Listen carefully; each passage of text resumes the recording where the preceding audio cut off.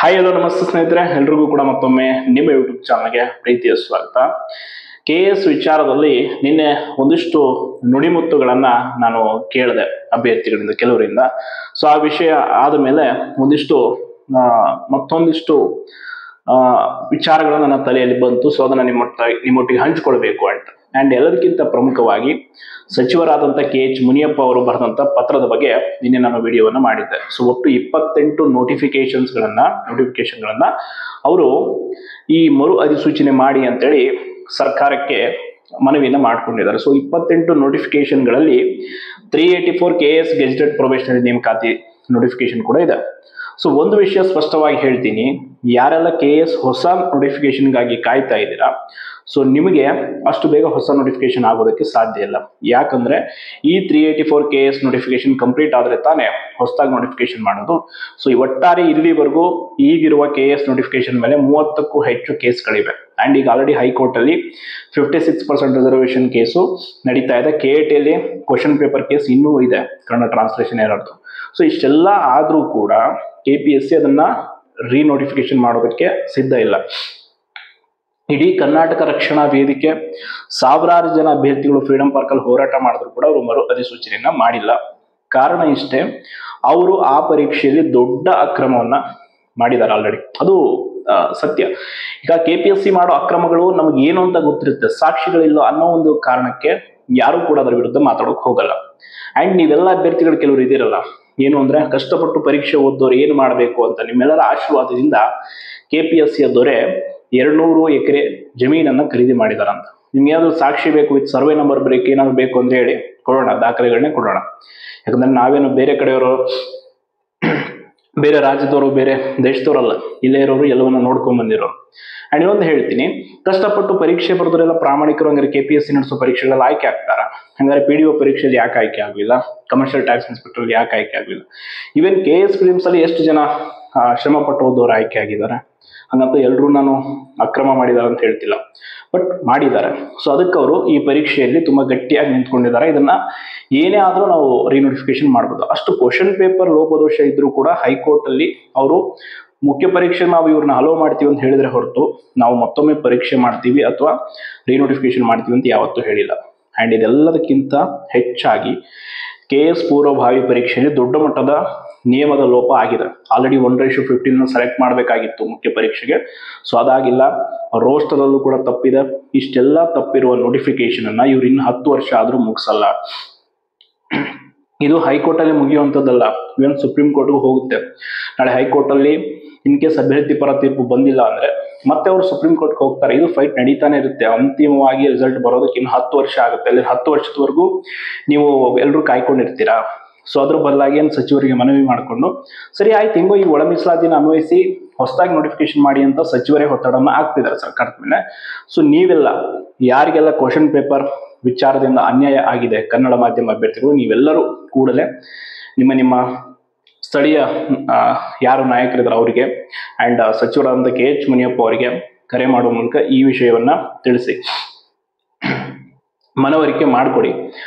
ಇದನ್ನ ಒಳ ಮೀಸಲಾತಿ ಅನ್ವಯಿಸಿ ನೀವು ನೋಟಿಫಿಕೇಶನ್ ಮಾಡಿ, ಪರವಾಗಿಲ್ಲ ಅಂತೇಳಿ ಹೇಳಿ ಡೈರೆಕ್ಟ್ ಆಗಿ. ಯಾಕಂದ್ರೆ ಇದು ಮುಗಿಯುವಂಥದ್ದಲ್ಲ, ಇನ್ನು 10 ವರ್ಷ ಹೋದ್ರೂ ಮುಗಿಯಲ್ಲ. ಈ ರೀತಿ ಕೇಸ್ಗಳಿದ್ರೆ ಆ ನೋಟಿಫಿಕೇಶನ್ ಗೊಂದಲದಿಂದ ಕೂಡಿರುತ್ತೆ. ಹಾಗಾಗಿ ಅಟ್ಲೀಸ್ಟ್ ಬೇಗ ಮುಗಿದ್ರೆ ಇನ್ನೊಂದಿಷ್ಟು ಪೋಸ್ಟ್ಗಳನ್ನ ಆ್ಯಡ್ ಮಾಡಿ ಹೊಸದಾಗಾದ್ರೂ ನೋಟಿಫಿಕೇಶನ್ ಮಾಡ್ತಾರೆ. ಈಗ ನೆಕ್ಸ್ಟ್ ಹೆಂಗೋ ನೋಟಿಫಿಕೇಶನ್ ಸ್ಟಾರ್ಟ್ ಆಗುತ್ತೆ. ಸೊ ಅದರಿಂದ ಎಲ್ರಿಗೂ ಅನುಕೂಲ ಆಗುತ್ತೆ ಹೊರತು ಯಾರಿಗೂ ಅನಾನುಕೂಲ ಆಗಲ್ಲ.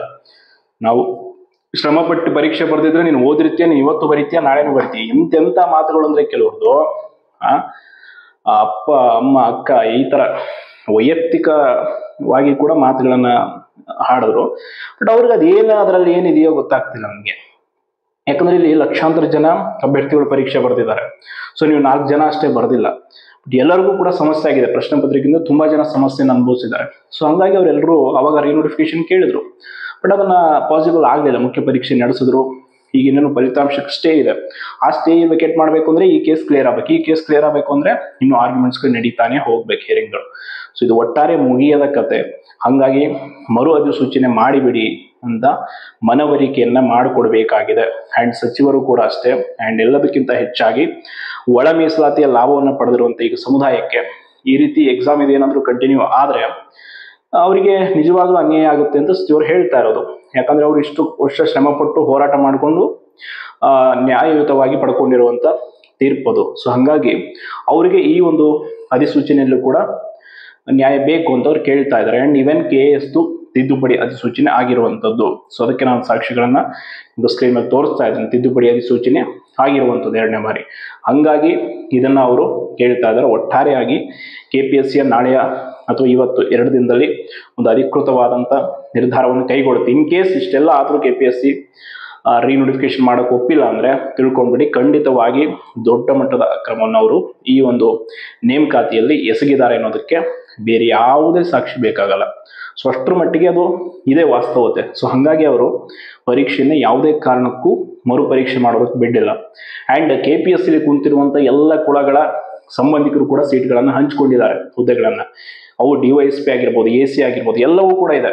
ಸಾಕ್ಷಿ ಇಲ್ಲ ಅನ್ನೋ ಒಂದೇ ಕಾರಣಕ್ಕೆ ಮನಸ್ಸಿಗೆ ಬಂದಂಗೆ ಅವರು ತಮ್ಗೆ ಏನ್ ಬೇಕೋ ಅದನ್ನ ಮಾಡ್ಕೊಂಡು ಹೋಗ್ತಾ ಇದ್ದಾರೆ. ಒಟ್ಟಾರೆಯಾಗಿ ನಾವು ಕೇಳ್ತಾ ಇರುವಂಥದ್ದು ಯಾವುದೇನೇ ಆಗಲಿ KS ರೀನೋಟಿಫಿಕೇಶನ್ ಮಾಡಿ ಅಂತ. ಇಲ್ಲಾಂದ್ರೆ ಹೊಸ ಅಧಿಸೂಚನೆ ಮಾಡೋದಕ್ಕೆ ಖಂಡಿತವಾಗಿ ಸಾಧ್ಯ ಆಗಲ್ಲ. ಬರೀ ಇದೊಂದೇ ನೋಟಿಫಿಕೇಶನ್ ಕೋರ್ಟು ಕೇಸು ಅನ್ಕೊಂಡು ಒಂದು 10 ವರ್ಷ ಇದ್ರೆ ಹೊಸದಾಗಿ ಪರೀಕ್ಷೆ ಬರೆಯೋರಿಗೆ ಈ ಕೆಲವರು ಏಜ್ ರಿಲ್ಯಾಕ್ಸೇಷನ್ಗೆ ಹೇಳ್ತೀರಾ, ಅವ್ರಿಗೆ ಯಾಕೆ ಕೊಡಿಸ್ತೀರಾ ಏಜ್ ರಿಲ್ಯಾಕ್ಸೇಷನ್, ಇವ್ರಿಗೆ ಯಾಕೆ ಕೊಡ್ತಾರೆ ಸರ್ಕಾರ? ನಾಳೆ ನಿಮಗೂ ಏಜ್ ರಿಲ್ಯಾಕ್ಸೇಷನ್ ಬಾಯ್ ಪಡ್ಕೊಳ್ಳೋಂಗಾದ್ರೆ ಏನ್ ಮಾಡ್ತೀರಾ? 10 ವರ್ಷ ಆದ್ಮೇಲೆ ನಿಮಗೂ ಇರುತ್ತೆ ಅವಕಾಶ. ಇನ್ನೊಂದು ಈಗ ಆಲ್ರೆಡಿ 22, 23 ವರ್ಷ ಅಂದ್ರೆ 32, 35 ವರ್ಷ ಬರೆಯೋಕ್ಕಾಗತ್ತ ಪರೀಕ್ಷೆನ? ಸೊ ಅದಕ್ಕೆ ಸ್ವಲ್ಪ ಪ್ರಾಕ್ಟಿಕಲ್ ಆಗಿ ಥಿಂಕ್ ಮಾಡಿ ಈ ವಿಷಯದಲ್ಲಿ. ಇದು ಮುಗಿಯದ ಕತೆ. ಇದ್ರ ಮೇಲೆ ಕೇಸಸ್ ಇದೆ, 30 ಕೇಸ್ ಇದೆ. ಅಂಡ್ ಎಷ್ಟೇ ಏನೇ ಮಾಡಿದ್ರು ಕೂಡ ತುಂಬಾ ಡಿಲೇ ಆಗುತ್ತೆ. ಇದರಿಂದ ಬೇರೆ ಇನ್ನೊಂದು ನೋಟಿಫಿಕೇಶನ್ಗೂ ಕೂಡ ಸಮಸ್ಯೆ ಇದೆ. ಸೊ ಹಂಗಾಗಿ ಇದನ್ನ ರದ್ದು ಮಾಡಿ ಹೊಸ ನೋಟಿಫಿಕೇಶನ್ ಮಾಡಿ ಅಂತ ಸಚಿವರು ಕೇಳಿರುವಂಥದ್ದು ಸರಿ ಇದೆ. ಸೊ ಅದಕ್ಕೆ ಎಲ್ಲರೂ ಬೆಂಬಲ ಕೊಡಬೇಕಾಗತ್ತೆ. ಕೊಡದೇ ಇರೋರು ಬಿಟ್ಟಾಕಿ, ಅವ್ರವ್ರ ಪ್ರಯತ್ನ. ಅದು ನಮಗೆ ಬೇಕಿರೋದು ನಾವು ಕೇಳ್ತಾ ಇದ್ದೀವಿ ಅಷ್ಟೇ. ಅವ್ರ ವಿಚಾರಗಳು ಅವರಿಗೆ, ನಾವು ಶ್ರಮಪಟ್ಟು ಬರೆದಿದ್ದೀವಿ ಅಂತಂದ್ರೆ ಅವತ್ತು ಕನ್ನಡ ಮಾಧ್ಯಮದ ಅಭ್ಯರ್ಥಿಗಳು ಪ್ರಶ್ನೆ ಪತ್ರಿಕೆ ದೋಷದಿಂದ ಹೊರಗುಳಿದಾಗ ಅವ್ರೇನು ಶ್ರಮ ಪಡದೆ ಬರ್ದಿದ್ರ ಪರೀಕ್ಷೆನ? ಅವ್ರಿಗಂಗಾರೆ ಅವತ್ತು ಕೇಳೋ ರೈಟ್ಸ್ ಇರಲಿಲ್ಲ. ಅವತ್ತ್ಯಾಕೆ ಅವರ ಪರವಾಗಿ ಯಾರು ನಿಂತ್ಕೊಳ್ಳಿಲ್ಲ? ಈ ಕೆಲವರು ಇಂಗ್ಲಿಷ್ ಮೀಡಿಯಂ ಅಂತ ಹೇಳ್ಕೊಂಬರೋರು ಮೊದಲ ಬಾರಿ ಪ್ರಶ್ನೆ ಪತ್ರಿಕೆ ದೋಷ ಆದಾಗ ಎಲ್ಲರೂ ಹೋರಾಟಕ್ಕೆ ಬಂದಿದ್ರು. 2ನೇ ಬಾರಿ ಅವರೇ ಅದರ ವಿರುದ್ಧವಾಗಿ ನಿಂತ್ಕೊಂಡ್ರು. ನಮ್ಮಲ್ಲೇ ರಾಜಕೀಯ ವಿದ್ಯಾರ್ಥಿಗಳ ನಡುವೆನೆ ಭಿನ್ನಾಭಿಪ್ರಾಯಗಳಿದ್ರೆ KPSC ಸರ್ಕಾರ ಏನ್ ಮಾಡಕ್ಕಾಗತ್ತೆ? ಅವ್ರು ಹೆಂಗ್ ಸುಧಾರಣೆ ಕಾಣ್ತಾರೆ? ಸೊ ಈ ವಿಷಯದಲ್ಲಿ ನಮ್ದಂತೂ ಸ್ಪಷ್ಟವಾದಂತ ನಿಲುವಿದೆ. ಸೊ ಅದು ಸಚಿವರಿಗಾಗಿರ್ಬೋದು, ಸರ್ಕಾರಕ್ಕಾಗಿರ್ಬೋದು ಈಗ ಆಲ್ರೆಡಿ ಮನವಿ ಮಾಡಿಕೊಳ್ಳುವಂತ ಮತ್ತು ಅವರಿಗೆ ಈ ವಿಷಯದ ಬಗ್ಗೆ ತಿಳಿ ಹೇಳುವಂತ ಕೆಲಸ ಆಗ್ತಾ ಇದೆ. ಸೊ ಅದಾಗಬೇಕು. ನೋಡ ನಿರ್ಧಾರಕ್ಕಾಗಿ ಕಾದು ಅಂತ ಹೇಳ್ತಾ ಧನ್ಯವಾದಗಳು.